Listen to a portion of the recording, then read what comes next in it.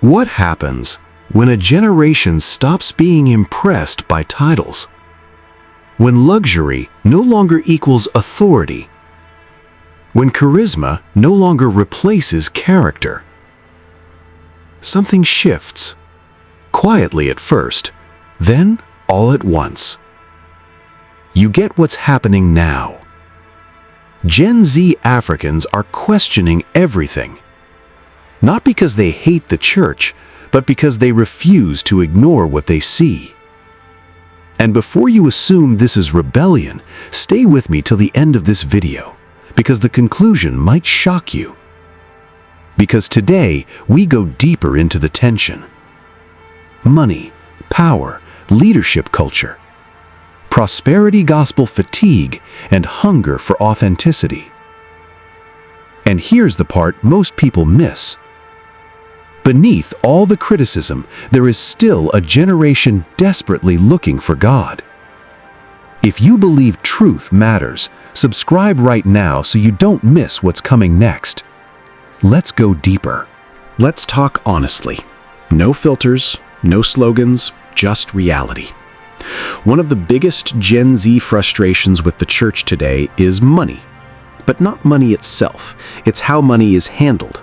They're asking questions that previous generations were often told not to ask.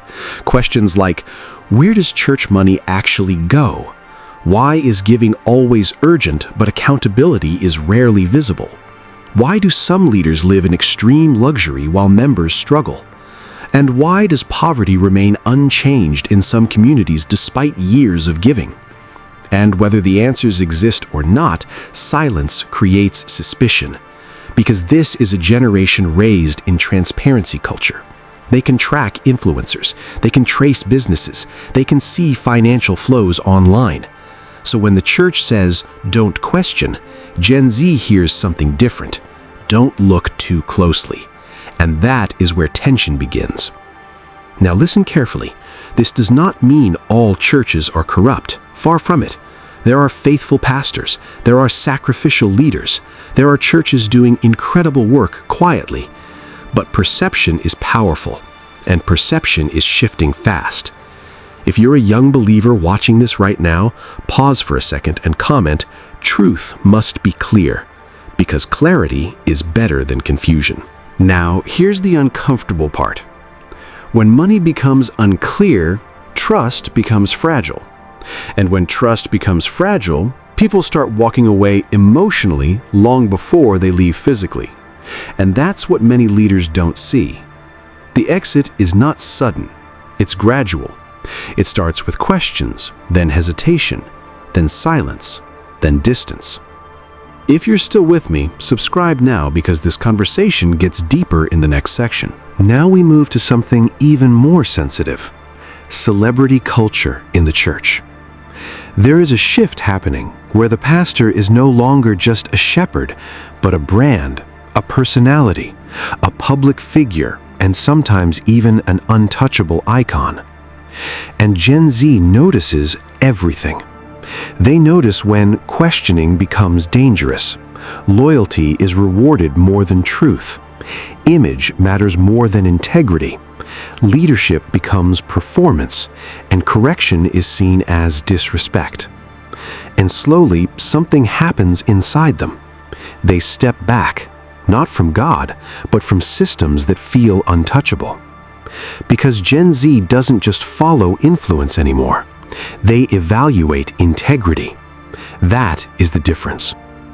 Older generations often respected authority first.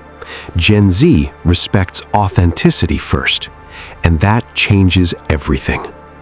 Let me say something clearly. Authority without accountability will always collapse under a generation that asks questions. Now I want you to engage here. If you believe leadership should be accountable, comment "truth over titles." And if this message is making you think differently, subscribe because we are just getting started. Now, here's the tension point most leaders miss. Gen Z is not rejecting leadership. They're rejecting distance. They don't want untouchable leaders. They want relatable ones. They don't want perfection. They want honesty. Because in their world, real is rare, and anything rare becomes valuable. So when they find authenticity, they don't walk away, they lean in. But when they find performance, they disconnect emotionally, even while still sitting in the building. That is the silent crisis, and it's growing. Now, let's correct a misunderstanding. Despite everything we've discussed, Gen Z is not leaving spirituality. They are still hungry, deeply hungry. That's why something interesting is happening across Africa. Worship nights are going viral. Prayer clips are spreading rapidly. Gospel music is dominating digital spaces. Christian creators are growing faster than ever. So what does that mean? It means this: they are not rejecting God, they are rejecting empty systems. Let me say it again slowly. They are not running from faith, they are searching for a version of faith that feels alive. And that is important, because hunger never disappears, it only redirects. If the church does not provide authentic spiritual experience, the internet will. If real community is missing, online communities will fill the gap. If honest teaching is absent, alternative voices will step in.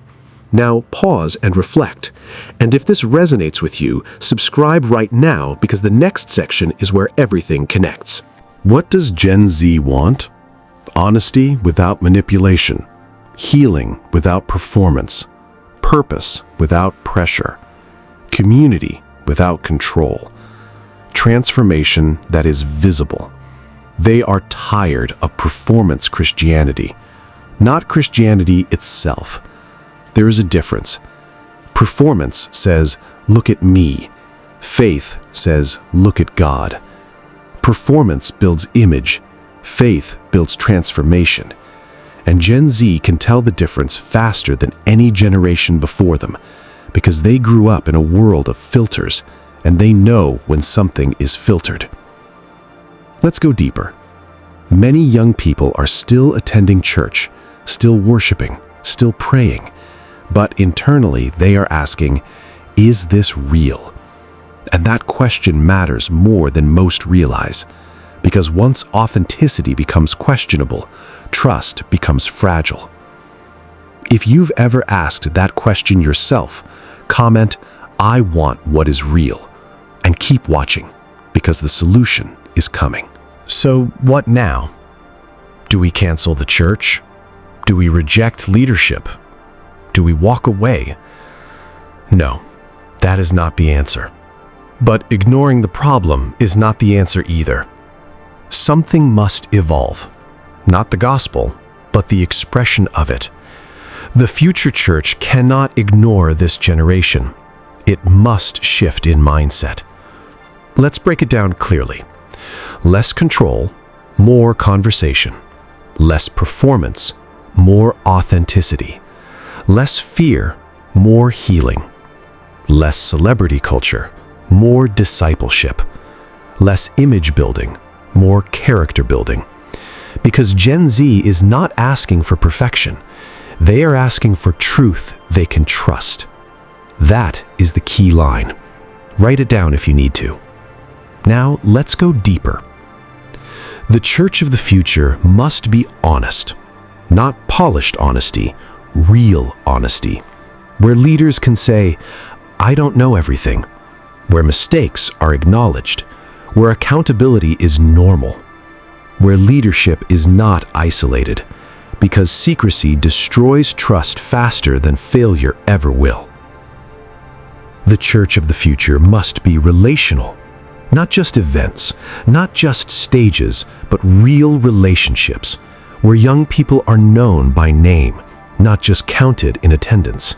The church of the future must be transparent, not defensive, not reactive, but open, because transparency is not weakness, it is strength in modern culture. If you are in leadership watching this, don't scroll past this moment. Instead, comment, "We will grow in truth," and share this video with someone in leadership, because this conversation is not for criticism, it is for correction. So the real question is not, why is Gen Z leaving church? The real question is deeper. Can the church rebuild trust fast enough to keep Gen Z connected? Because this generation is not lost. They are watching, they are waiting, they are questioning, and they are still searching for God. The danger is not that they stopped believing, the danger is that they stopped trusting. And trust is fragile, but it is not gone. It can still be rebuilt. If honesty returns, if humility returns, if authenticity returns, if truth returns. If this video challenged your thinking in any way, subscribe right now, because this is only part one of a much bigger conversation. And comment below, authenticity is the future. Share this with someone in leadership. Share it with a friend who left church. Share it with someone who is confused, because sometimes truth is not rebellion, it is correction, and correction is how revival begins.